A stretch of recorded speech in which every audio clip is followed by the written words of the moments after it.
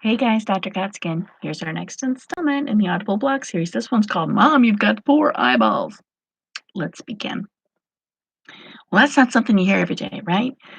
Nope. Only when your poor child is post anesthesia from oral surgery and is laying there somewhere between laughing and crying and begging for chicken nuggets, which you know would be an absolute disaster if you gave them to her.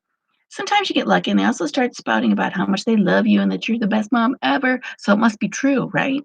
Yep, those are the times ripe for future blackmail material. The temptation to pull out my phone and take a quick video is strong.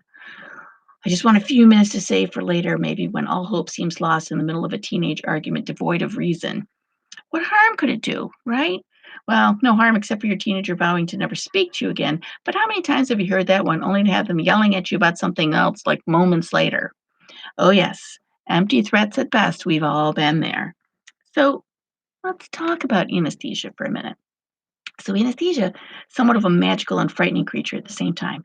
It allows us to drift off to another place to allow necessary and painful procedures to be performed safely. It allows us as physicians to get a glimpse into the uninhibited treasure trove of thoughts that are racing around in a patient's mind, the things that we never get to hear at the office.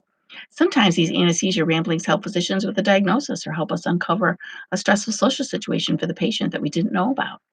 As patients, it also somehow absolves us of any accountability for what we might say or do under its effects. On the other hand, it is kind of a frightening thought that you could have carried on a whole conversation, done terrible things, and had no idea what happened. I've been under anesthesia many times for different reasons, and each experience has been a little different. I felt like I was thrown abruptly back into my body from like somewhere in the hinterlands back here while struggling to rejoin a conversation that I'd apparently been having for the last 20 minutes.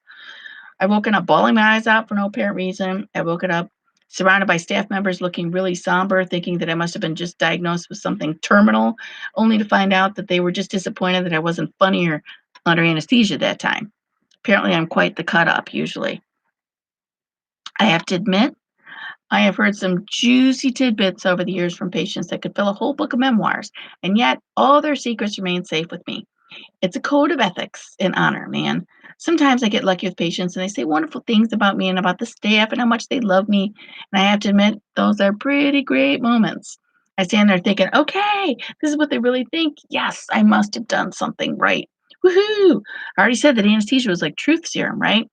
Then those same patients wake up fully and are as crabby and onerous as ever, and you think to yourself, oh, well, we'll always have Versed. Have a fantastic day, everybody.